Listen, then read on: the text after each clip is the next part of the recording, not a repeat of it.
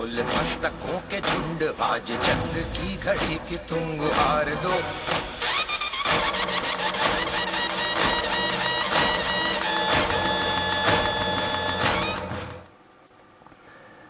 नमस्कार, स्वराज एक्सप्रेस की खास पेशकश सत्ता का संग्राम में आपका स्वागत है और मैं हूं आपके साथ अभिषेक। सत्ता के संग्राम में आज हम छत्तीसगढ़ की नई नवेली लोकसभा सीट कोरबा की बात करेंगे। कोरबा को लोकसभा बने अभी महज 10 साल ही हुए हैं। ये सीट छत्तीसगढ़ के अलग राज्य बनने के 9 साल बाद अस्तित्व में आई है। सामान्य वर्ग के लिए आरक्षित सीट का उदय अनुसूचित जाति वर्ग के लिए आरक्षित सीट सारंगगढ़ के विलोपन के साथ हुआ। बतौर कोरबा का इतिहास महज 2 चुनावों का है। इसमें एक बार कांग्रेस को तो एक बार बीजेपी को कामयाबी मिली है। लेकिन कोरबा के उदय से पहले सारंगगढ़ सीट का इतिहास दशकों पुराना है। सारंगगढ़ तब कांग्रेस के गढ़ में तौर पर मानी जाती है, लेकिन अब भी बात करें तो कोरबा लोकसभा सीट बीजेपी के कब्जे में है और इस बार यहां किसका राज होगा ये हम जानने की कोशिश करेंगे। तो चलिए देर ना करते हुए शुरू करते हैं खास प्रोग्राम सत्ता का संग्राम। आरंभ है प्रचंड, बोल मस्तकों के झुंड, आज जंग की घड़ी की तुम हार दो।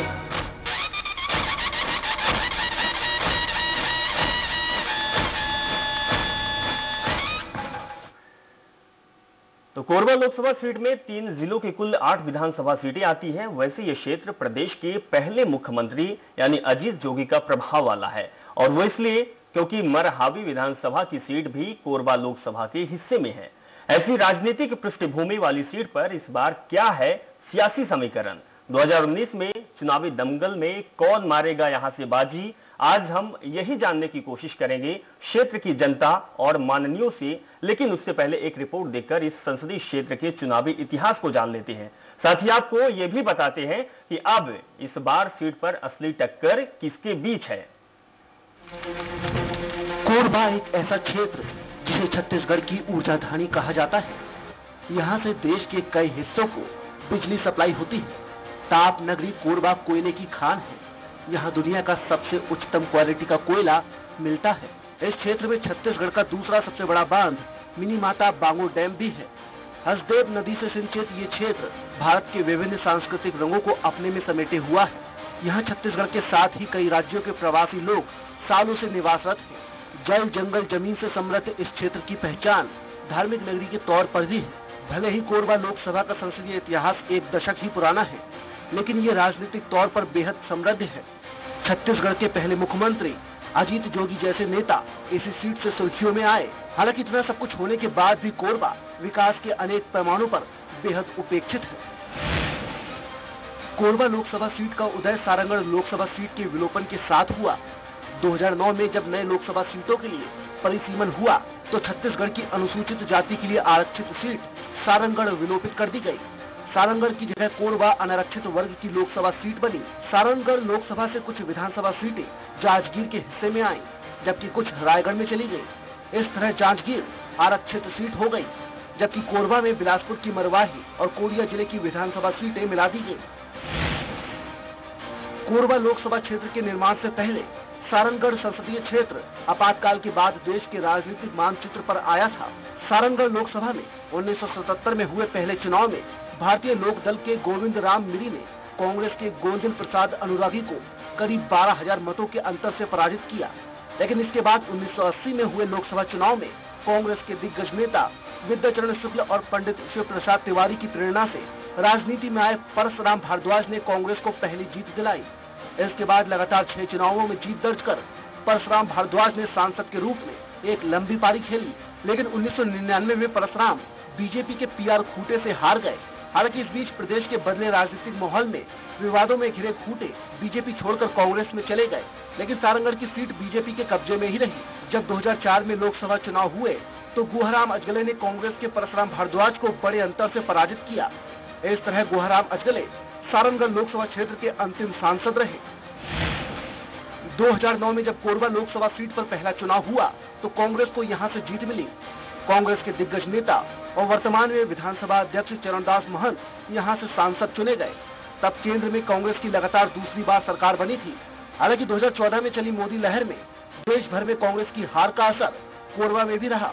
इस सीट पर बीजेपी के बंशीलाल महतो ने कांग्रेस के चरणदास महंत को हार का स्वाद चखाया। इस बार के लोकसभा चुनाव में कांग्रेस ने चरणदास महंत की जगह उनकी पत्नी ज्योत्सना महंत को प्रत्याशी बनाया, जबकि बीजेपी ने मौजूदा सांसद बंशीलाल महतो का टिकट काट कर नए चेहरे ज्योतिनंद दुबे को मैदान में उतारा है। दोनों ही प्रमुख दलों के प्रत्याशी पहली बार लोकसभा चुनाव लड़ने जा रहे हैं। भले ही सीट से महंत की पत्नी चुनाव लड़ रही हैं, लेकिन यहाँ प्रतिष्ठा चरणदास महंत की ही दांव पर है। कांग्रेस ने इस सीट को जीतने के लिए पूरी ताकत झोंक दी है। वैसे इस सीट से अजीत जोगी भी पहले चुनाव लड़ने वाले थे, लेकिन उन्होंने अब अपने कदम पीछे खींच लिए हैं, लिहाजा इसका फायदा कांग्रेस को मिल सकता है। हालांकि अंतिम निर्णय क्षेत्र की जनता को ही लेना है। जनता ही तय करेगी कि उसे किसे अपना नेता बनाना है और किसे नहीं। स्वराज एक्सप्रेस के लिए कोरबा से मनोज यादव के साथ रायपुर से वैभव शिव पांडे की रिपोर्ट। तो कोरबा में जनता का मूड कैसा है, माननीय क्या दावे और वादे कर रहे हैं, अब की बार इस लोकसभा क्षेत्र में कौन ज्यादा दमदार है, ये जानने के लिए सीधे कोरबा चलते हैं, जहां स्वराज संवाददाता रुपेश गुप्ता मौजूद है। रुपेश, कोरबा लोकसभा क्षेत्र में कौन सी दल दमदार है, क्या कुछ प्रमुख मुद्दे हैं जो अब की बार चुनाव प्रभावित कर सकते हैं, और सबसे अहम है कि अब अजीत जोगी कोरबा से चुनाव नहीं लड़ रहे हैं, तो इसका क्या कांग्रेस को फायदा मिलेगा?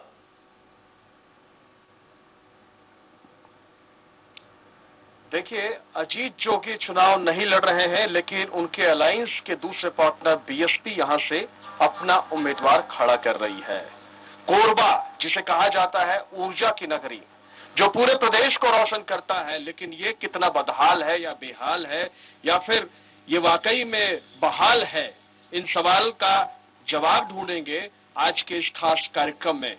तो शासक टीएमटी प्रेजेंट सत्ता के संग्राम in association with Aarti group powered by ISBM university, supported by job spices, Vyas travel, Shri Balaji hospital, safe pro में आप सभी दर्शकों का बहुत बहुत स्वागत है।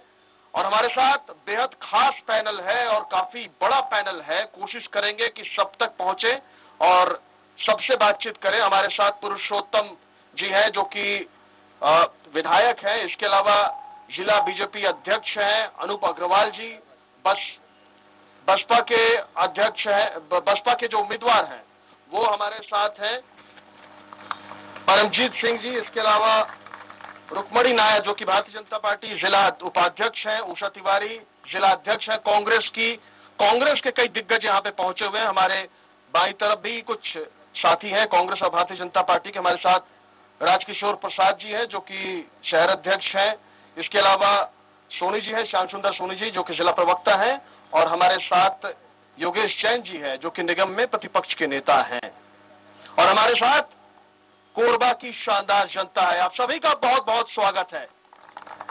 तो शुरुआत करते हैं भारतीय जनता पार्टी से, क्योंकि भारतीय जनता पार्टी का शासन इस पूरे देश पर है और उन्हीं की पार्टी के सांसद है जिनकी टिकट काट दी गई। पहला सवाल मैं आपसे पूछूंगा, मेरे हाथ में ये घोषणा पत्र है 2014 का, ये मैं आपको देता हूं और मुझे ये बताइए कि इसमें से कितने वादे मोदी सरकार ने पूरे किए। देखिए, मोदी सरकार ने जो कुछ किया उसके लिए मैं जितना समय अगर आप दे सकें तो मैं गिनाने को तैयार हूँ। उसके लिए पॉइंट गिना दीजिए। नहीं है उसके लिए, नहीं, मैं बता रहा हूँ ना, घोषणा पत्र तो इसीलिए होता है ना कि उसके वादे पूरे किए जाएंगे। मैं कह रहा हूँ पन्ने पलटिए बताइए। अगर आप इस घोषणा पत्र को ला रहे हैं ना, तो इसके पूर्व में भी और सरकारें रही हैं। हम तो 2014 का आकलन करेंगे ना, जो उसके पहले की सरकार थी उसलिए कांग्रेस को हटा दिया। देखिए, मेरा कहना यह है, एक बहुत गहरे गड्ढे को पूरा करने के लिए क्या आप सोचते हैं आप 100 मजदूर भी लगा देंगे और हजारों फुट गहरी खाई होगी तो क्या एक दिन में पूरी हो जाएगी? ये घोषणा पत्र की बात अगर आप कर रहे हैं, मैं बिल्कुल इतना गड्ढा कर दिया था कांग्रेस ने कि पाटते पाटते 5 साल हो गए। वो कह रहे हैं कि कांग्रेस ने 60 साल में बहुत गड्ढा कर दिया था जिसको पाटने में ही 5 साल लगे। ये तो आपको 23 मई को जब रिजल्ट आएगा तो आपको खुद ही पता लग जाएगा, परिणाम एक तरफा आएगा, पूरे देश में देखिएगा।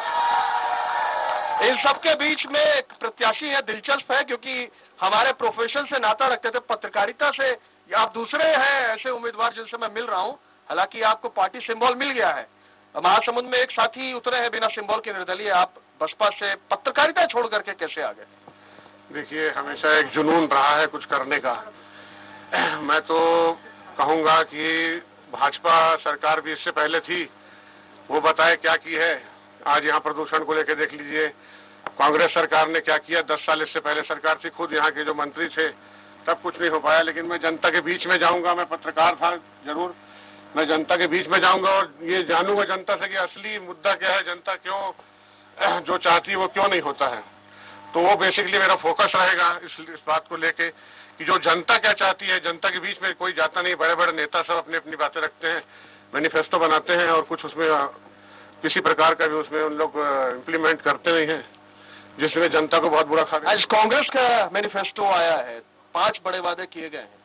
मनरेगा 150 दिन, 22 लाख सरकारी पदों पर भर्तियां, इसके अलावा न्याय योजना जिसमें 25 करोड़ आबादी को 6,000 रुपए महीने का लाभ, 6,000 रुपए महीने का लाभ।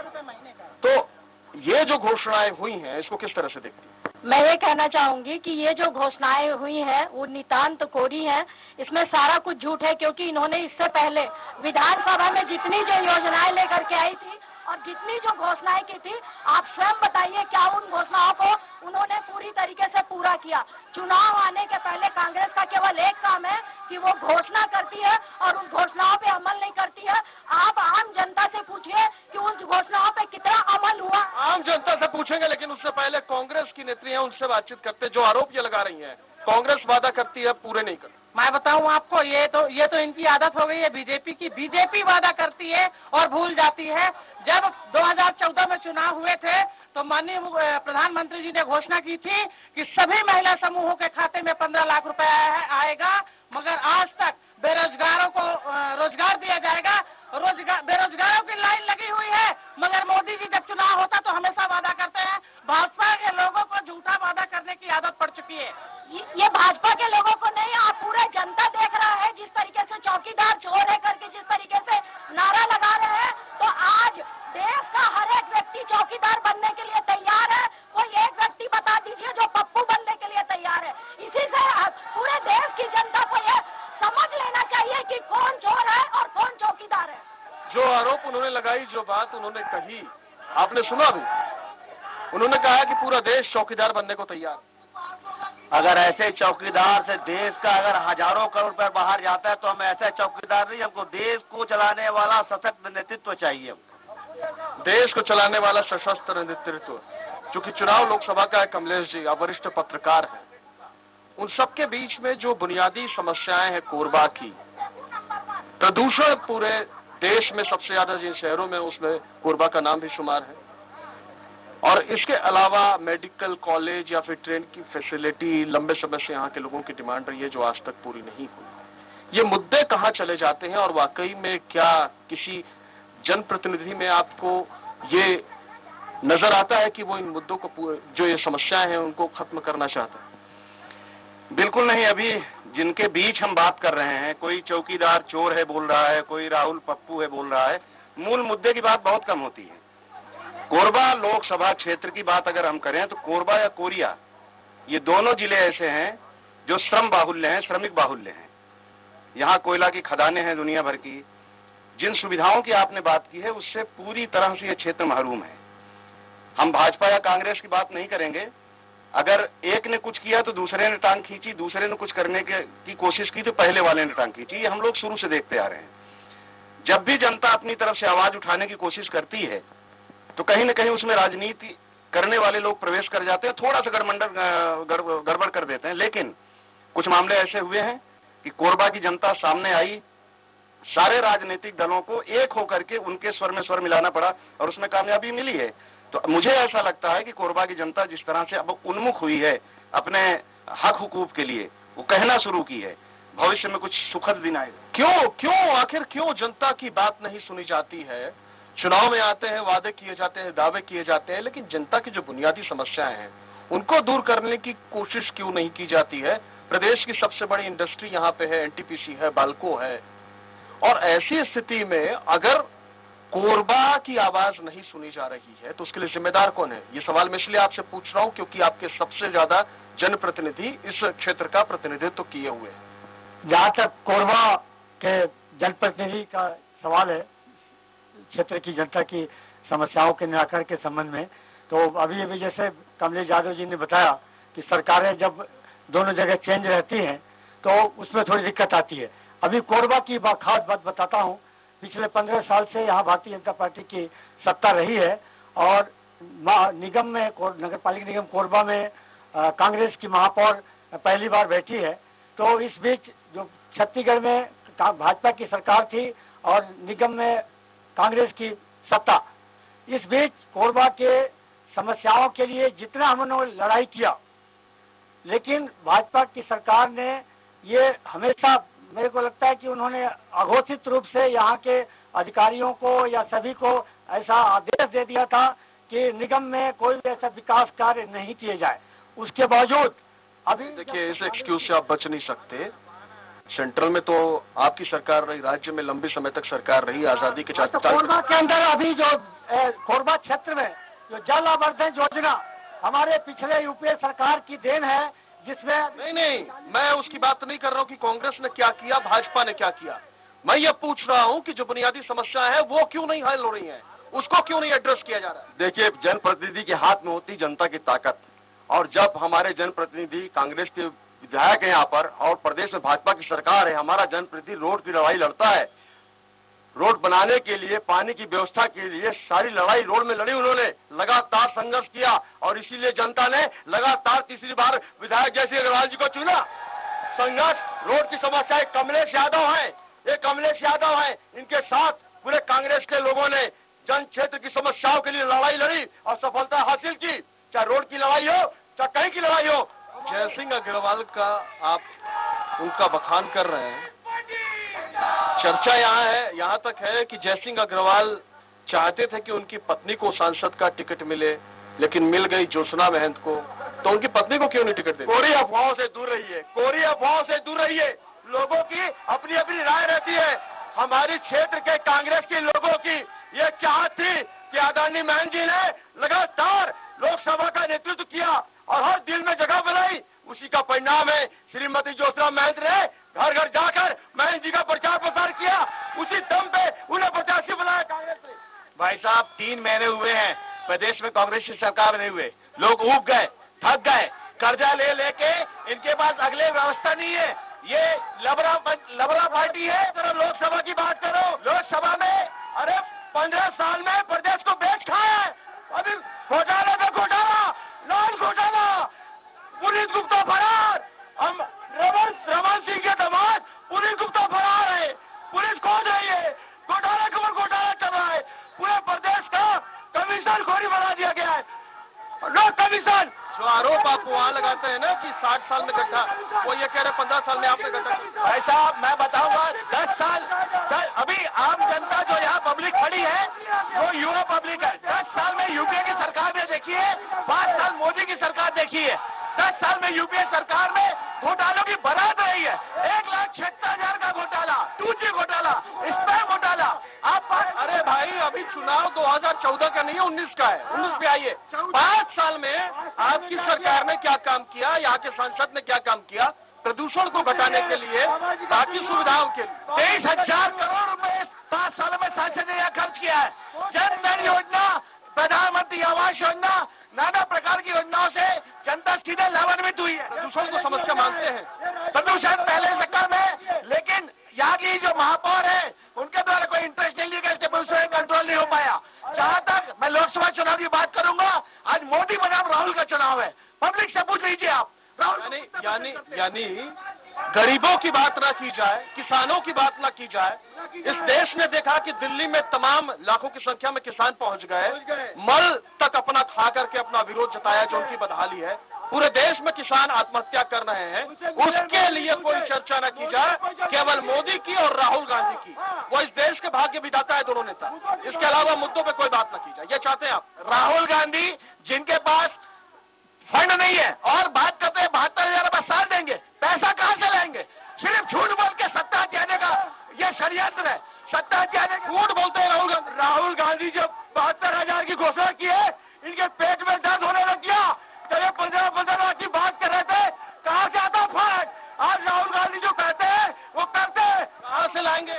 देखिए, जब भी कांग्रेस ने जब इस तरह की योजनाएं लाती है, भारतीय जनता पार्टी के लोगों को पेट में दर्द स्वाभाविक होता है। अभी छत्तीसगढ़ में किसानों का कर्जा माफ किया, धान का समर्थन मूल्य दिया कि नहीं दिया? 25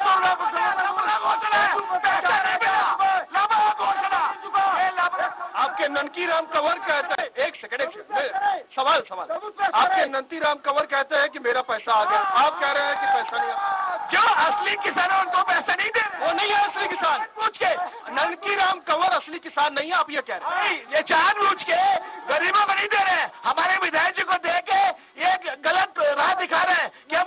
चलिए पुरुषोत्तम जी, आपके पास फिर से आता हूं मैं। जो एक महत्वपूर्ण सवाल उन्होंने उठाया, 72,000 रुपए देंगे, इसके अलावा मनरेगा में 1.5 गुना भुगतान करेंगे, किसानों का कर्जा माफ करेंगे। इतनी सारी घोषणाओं को अगर अमल में लाएंगे तो देश को करीब 7 से 10 लाख करोड़ रुपए की जरूरत पड़ेगी। वो पैसे आएंगे कहां से? अगर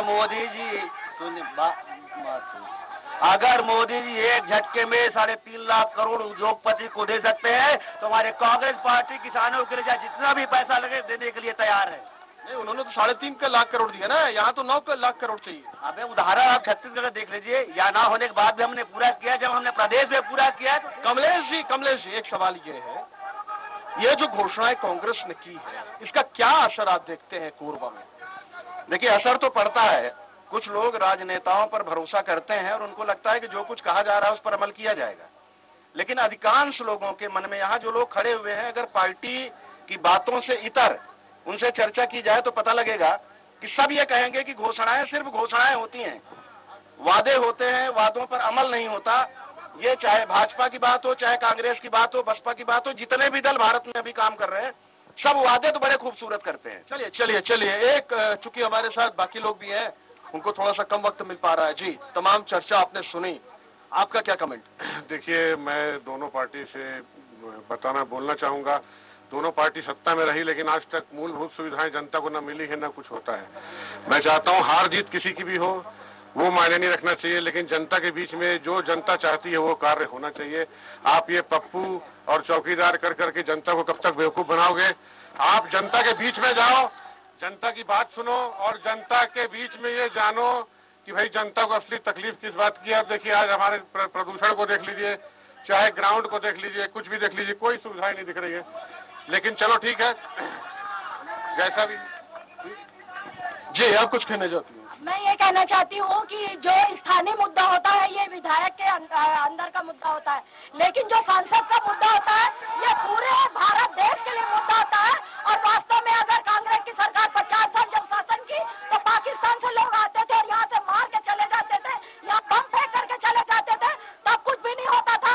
आज कम से कम मोदी जी ने वो हिम्मत तो दिखाई है कि दूसरे देश में जाकर के कई लेकिन सेना के अधिकारी बताते कि पहले भी सर्जिकल स्ट्राइक होती थी, लेकिन बखान नहीं किया जाता था उसका। नहीं, बखान नहीं किया जाता था। नहीं, आम जनता को कैसे पता चलेगा? बखान करने की बात नहीं है, ये सारी भारत की जनता को मोदी जी ने पुलवामा के बहाने एक और वोट बटोरने का अच्छा रास्ता चुना है। अगर आप इसको वोट बटोरने की बात करते हैं या चौकीदारी की बात करते हैं तो भारत का बच्चा चौकीदार बनने के लिए तैयार।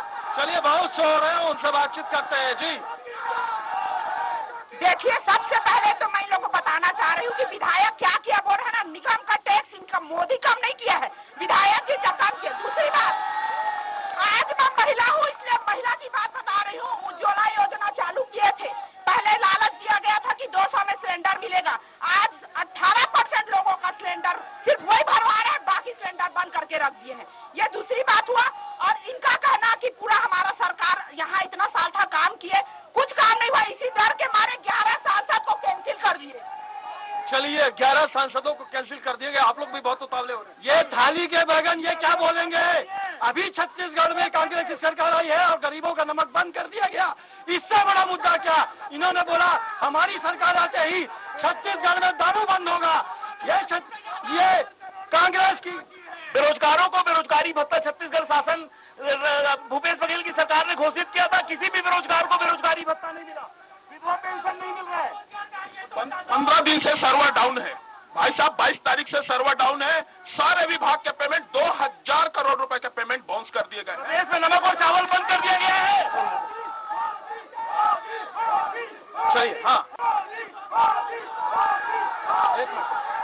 मेरा प्रश्न कटघोरा विधायक श्याम कंवर जी से है।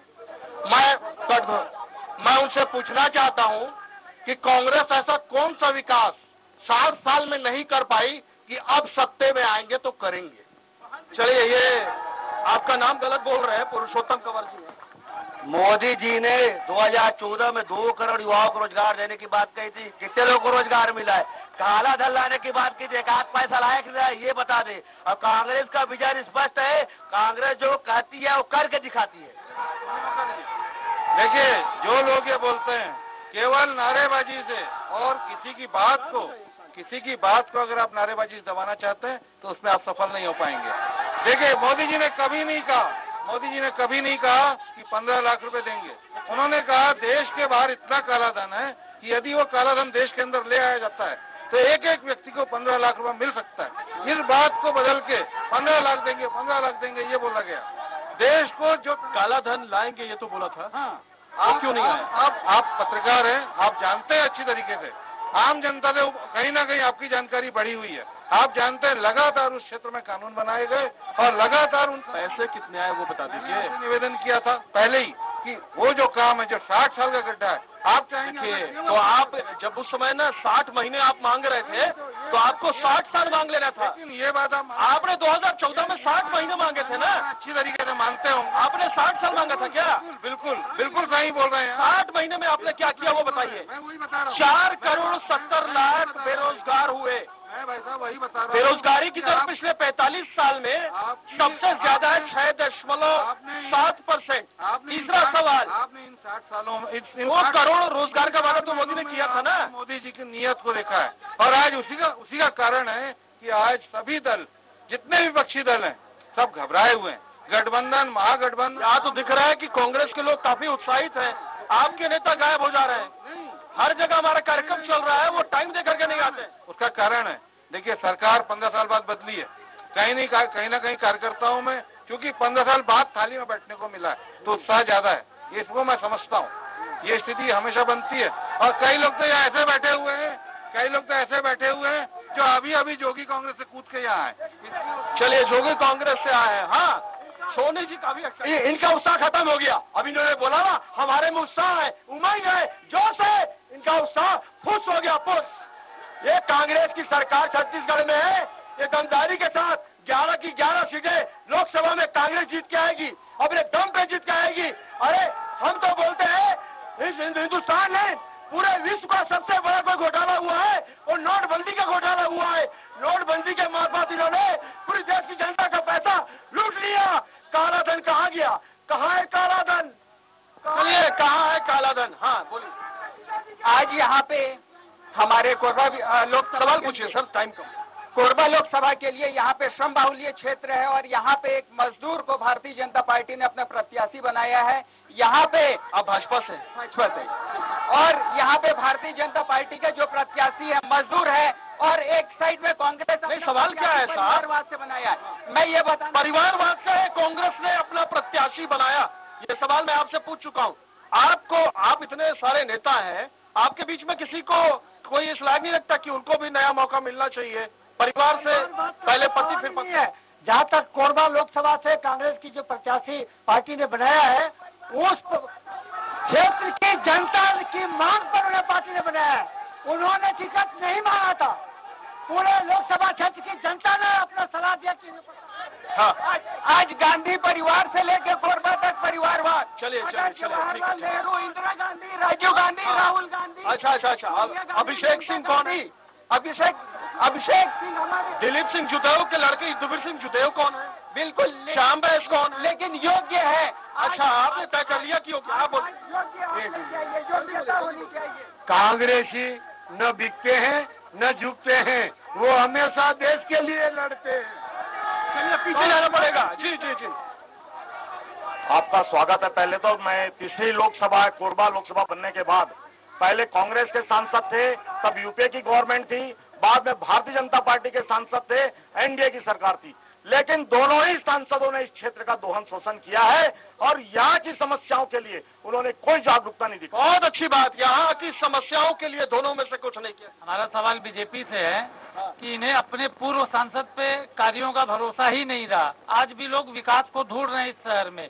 जिस गांव को विकास महतो की बात कर रहे हैं, अब विकास जो हो उसे ढूंढ रहे हैं। ये जिस गांव का वो सौंदर्यीकरण करने की बात करते थे, वो एक गांव का एक कोना बता भर दें। अनूप भाई से निवेदन है मेरा, इसे बताएं कि विकास गया कहाँ आखिर में। विकास गया कहाँ, आप याद रखिएगा, आपसे पूछूंगा मैं। हाँ, आप कांग्रेस की उपाध्यक्ष हैं। कांग्रेस के बाद एक सांसद का कार्य होता है कि अपने क्षेत्र का विकास करें। यहाँ सांसद 5 साल रहे हैं, उन्होंने सांसद ने एक ट्रेन शुरू नहीं कर पाई कि एक ट्रेन जनता को दे देते कि, और ना उसके लिए उन्होंने कोई यहाँ पर आंदोलन किया, ना ही उन्होंने कोई मांग की। तो ऐसे सांसद से क्या फायदा? सांसद से क्या फायदा, आपसे पूछूंगा मैं सवाल।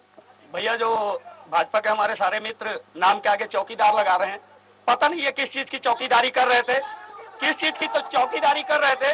जो छत्तीसगढ़ के मुख्यमंत्री का दामाद, छत्तीसगढ़ के पूर्व मुख्यमंत्री का दामाद डीकेएस जो दाऊ कल्याण सिंह जी ने जो दान में जमीन दी, जल्दी बोलिए। दान में जो जमीन दी थी उसको गिरवी रख के अभी उस केस में चौकीदार किस चीज की चौकीदारी कर रहे थे?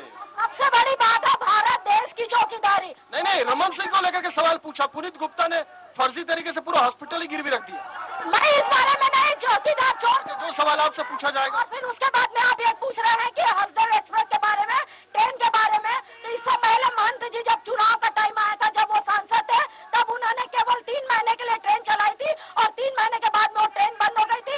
उसके बाद हमारे सांसद ने प्रयास किया और उसके बाद। ठीक है, आप जो सवाल आपसे पूछा गया। देखिए, पूर्व सांसद ने इसके पहले जो ट्रेन चलाई थी केवल 3 माह के लिए चलाई थी, और अभी जो ट्रेन चली है हसदेव एक्सप्रेस, आप देखिए कोई भी काम होता है उसका जो श्रेय मिलता है वो हमेशा सेना नायक को मिलता है। सेना नायक, ये ट्रेन की लड़ाई चल रही है, आखिर ये ट्रेन का विस्तार कब होगा? क्योंकि इंडस्ट्रियल इलाका है, जरूरी है यहाँ पे। देखिए, ये तो बहुत जरूरी है कि ट्रेन की सुविधा होनी चाहिए, बहुत जरूरी है कि ट्रेन की सुविधा होनी चाहिए, लेकिन आपस में एक दूसरे साथ में खींचा खींची इतने करते हैं कि कोई नहीं चाहता कि जनता को जो जरूरत है उसको देखा जाए। चलिए, कुछ लोग हैं बहुत शोर कर रहे हैं, उनसे पूछते हैं। क्या बोला चाहता भाई? मैं बीजेपी वालों से एक क्वेश्चन करना चाहूंगा डॉक्यूमेंट्री से। जी, एक बात बताइए, 60 साल तक जय जवान जय किसान का नारा लगता था, आज पहला 60 साल में पहली बार हुआ है कि हमारे प्रधानमंत्री के सामने 101 किसान चुनाव लड़ रहा है, और सुनने में आया है कि एक जवान भी चुनाव लड़ रहा है। ऐसा क्या हो गया कि उनके सामने? चलिए पीछे चलते हैं। हाँ, हमारे यहाँ प्रधानमंत्री जी नरेंद्र मोदी जो झूठ बोल के सरकार में आए, उन्होंने अपने विशेष का तो रक्षा नहीं कर पाए, तो हम महिलाओं का कैसे रक्षा कर सकते हैं? चलिए उधर चलते हैं। हाँ भाई साहब, आप बहुत एक्साइटेड हैं जी। ये लोकतंत्र है, लोकतंत्र सभी को चुनाव लड़ने का अधिकार देता है, चाहे वो अंगूठा सवाल बताइए। सवाल ये कांग्रेस पार्टी वाले बोल रहे हैं कि मोदी सरकार ने किसानों के लिए कुछ नहीं किया, भाजपा सरकार ने कुछ नहीं किया। मैं आपको बताना चाहूंगा कि सर्वप्रथम देश में किसानों की फसल बेचने के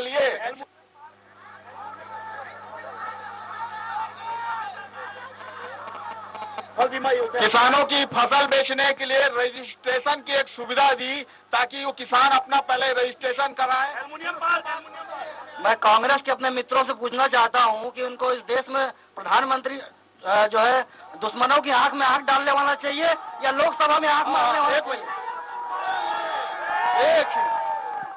मैं आज हर पार्टी के जो नेता खड़े हुए हैं उनसे ये पूछना चाहूंगी कि कोरबा के पोल्यूशन के लिए आप लोग क्या कर रहे हैं और उसके लिए आपका क्या विकास करने का क्या आपने सोचा है? और दूसरा, जो सड़क दुर्घटना में रोज आदमी मर रहा है, उसके लिए आप लोगों ने क्या व्यवस्था कर रखी, ये बताइए।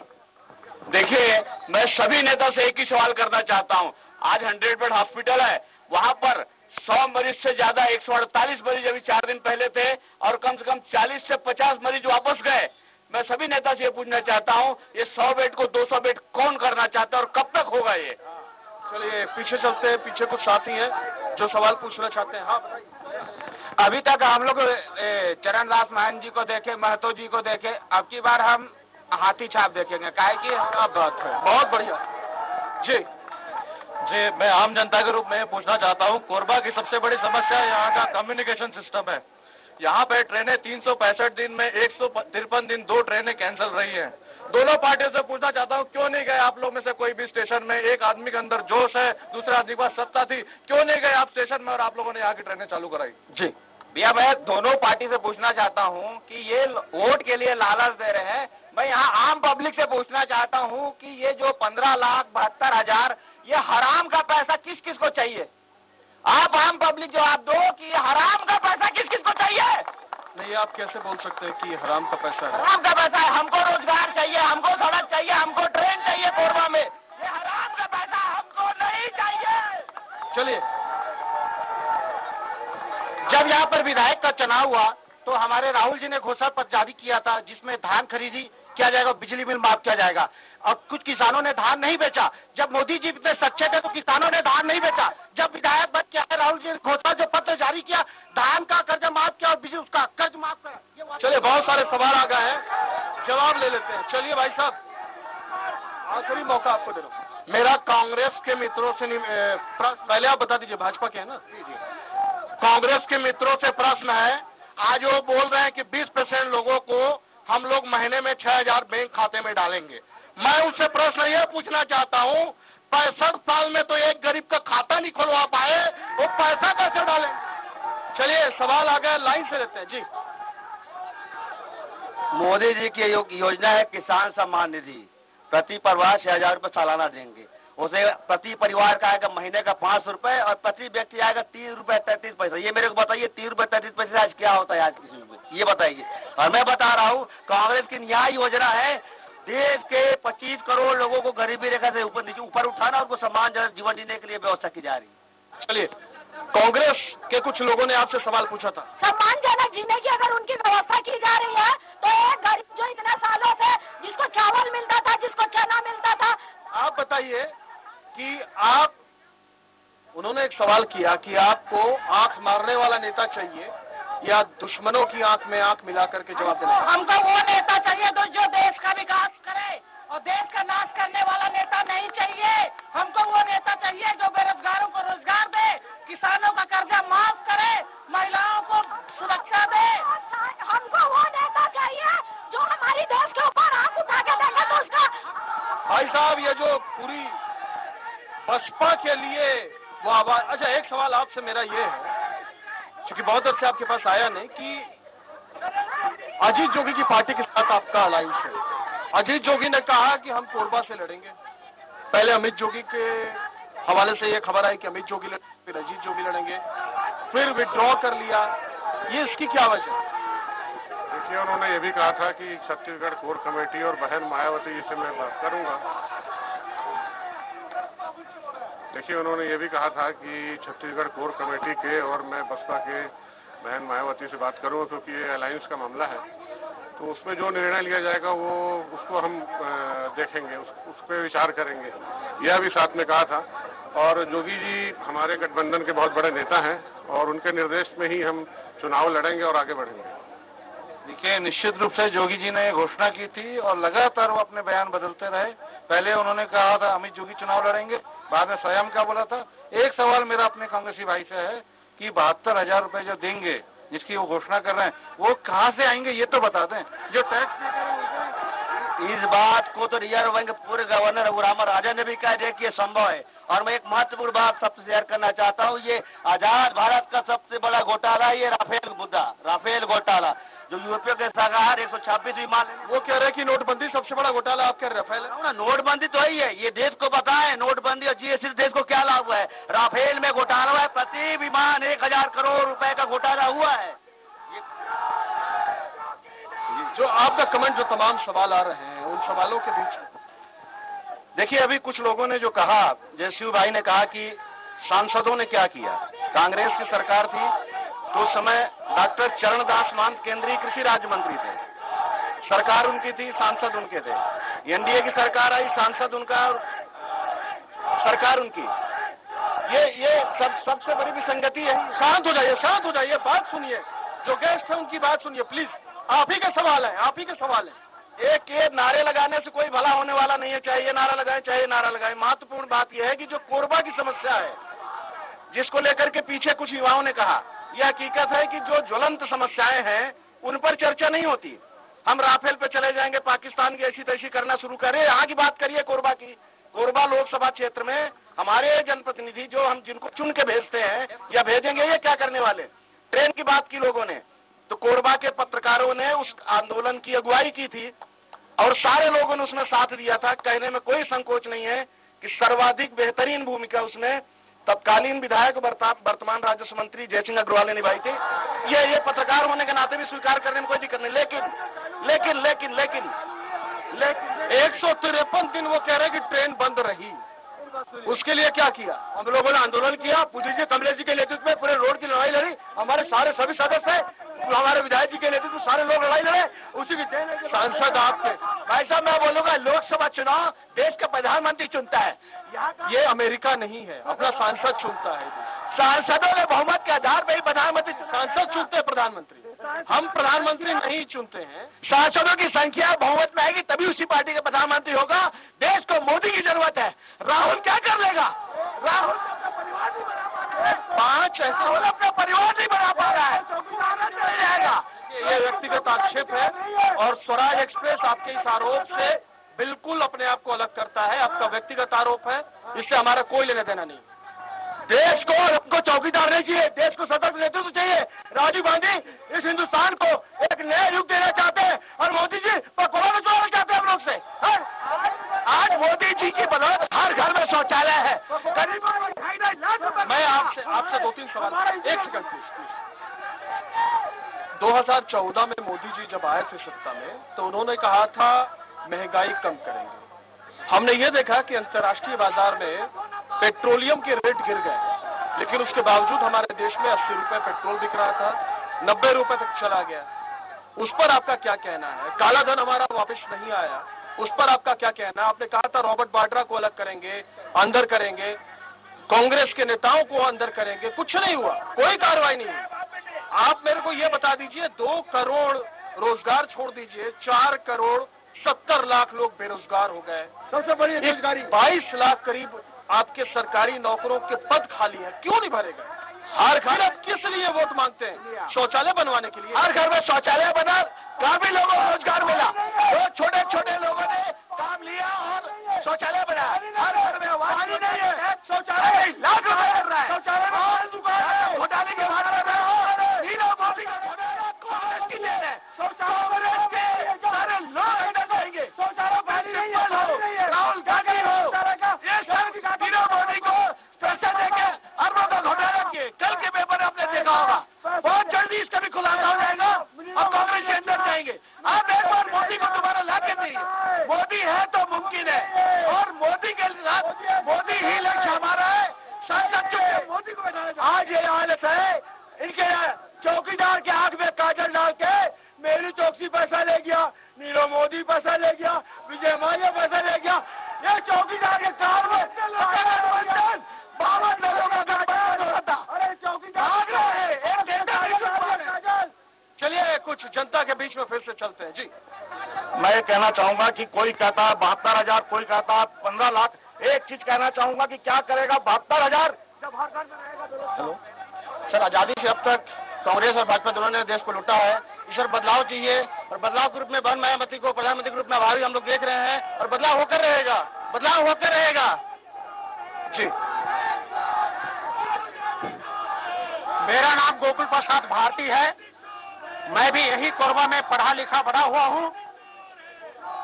दोनों पार्टियों से मेरी एक प्रश्न है, 60 साल आपने लूटा, 10 साल आपने लूटा और ये 60 साल और 10 साल का दोनों संगठन के लोग हिसाब दें, क्योंकि आज कोरबा क्षेत्र जो है ट्राइबल बेल्ट है। 5वीं अनुसूची और 6वीं अनुसूची को कौन ऐसा व्यक्ति है जो लागू कर सकता है? आज आदिवासी के नाम पे लूट बता रखे हैं ये संगठन के। सवाल क्या आपका? सवाल क्या है? सवाल मेरा ये है दोनों पार्टियों से, 60 साल आपने लूटा, 10 साल आपने लूटा और ये 70 साल को मौका मिलना। अच्छा, आप कांग्रेस के नेता हैं? जी नहीं, मैं भी शहर का नागरिक हूँ और इस प्रदेश का एक नागरिक हूँ।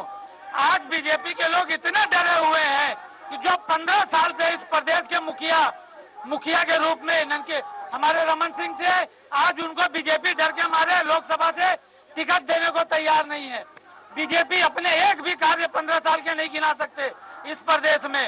खाली ये लोगों से पकौड़ा बेचवाना चाहते हैं। कोई इन्होंने एक लक्ष्य इन्होंने आज तक इस 15 साल में बीजेपी ने इस प्रदेश में पूरा नहीं किया। चलिए हमारे साथ छत्तीसगढ़ सरकार के पूर्व गृह मंत्री ननकीराम कंवर जी। ननकीराम कंवर जी आइए, आप आइए प्लीज, प्लीज आइए आइए आइए। बहुत बहुत धन्यवाद कि आप अपने वादे पर खरे उतरे, वरना आपके प्रत्याशी ने भी वादा किया था कि आएंगे और आपके सांसद ने भी वादा किया था, नहीं आए दोनों, लेकिन आप पर हमको पूरा भरोसा था कि आप जरूर आए। चाहते हैं कि वो वादा खिलाफी किए हैं। देखिए, मैं गांव गया था बरसवानी के पास में, वहाँ देर हो गई और आपको ताजुब होगा 30 मिनट में यहाँ पहुँचा। बहुत बहुत शुक्रिया, और इसी जज्बे को हम हमेशा सलाम करते हैं आपके, कि आप जैसा जो ईमानदार व्यक्ति है वो राजनीति की जरूरत है। अब आप ये बताइए कि आप जा रहे हैं लोगों के बीच में, वोट मांग रहे हैं। महत्वपूर्ण चीज ये है कि इस बात को लेकर के आप चर्चा में भी रहते हैं कि आप सच बोलते हैं। सच बताइए, क्या कहता है जो पूरा आप आकलन कर रहे हैं कोरबा में, क्या कुछ लग रहा है? देखिए, मैं जहाँ तक समझता हूँ कि आज की स्थिति में प्रदेश, छत्तीसगढ़ प्रदेश की सरकार और दिल्ली की सरकार दोनों में अंतर मैं मानता हूँ। आज पूरा देश की स्थिति यह है कि मोदी को एक बार फिर आना चाहिए। और जहाँ तक मैं समझता हूँ, अभी हम चर्चा करते आ रहे थे, मेरे कुछ स्टाफ के लोग, एक बोलते हैं कि जीतेंगे, एक बोलते हैं नहीं जीतेंगे। एक सेकंड प्लीज। देखिए, आप सुनते जाइए, डर की बात नहीं है, आप सुन लीजिए। उसके बाद में देखिए, मैं समझता हूँ जितने लोग यहाँ बैठे हैं, मैं इसीलिए आ नहीं रहा था। एक तरफ इधर चिल्ला रहे हैं, एक तरफ, ऐसा नहीं होता। हाँ, जितने आप सुनिए, आपके बोलने का मौका है तो आप जरूर बोलिए। तो इसलिए क्या बोलते हैं, ये प्रबुद्ध लोगों की महफिल है, जिसको बोल सकते हैं हम राजनीतिक लोगों की महफिल है। इसलिए मैं समझता हूँ कि अपन चिल्लाए ना, सुनते जाइए एक दूसरे की बात, यही है प्रजातंत्र। तो मैं बतला रहा था कि उसमें भी मेरे स्टाफ में 2 खेमे थे, बोले ये जीतेंगे, एक बोले मुश्किल है। तो मैं बोला देखो भाई, मैं समझता हूँ, मैं तो आश्वस्त हूँ कि हमारे कोरबा से हम जीतेंगे। अब इतने लोग हैं, प्रबुद्ध लोग हैं सब, अब अपने अपनी पार्टी के लिए तो हम सब करते हैं।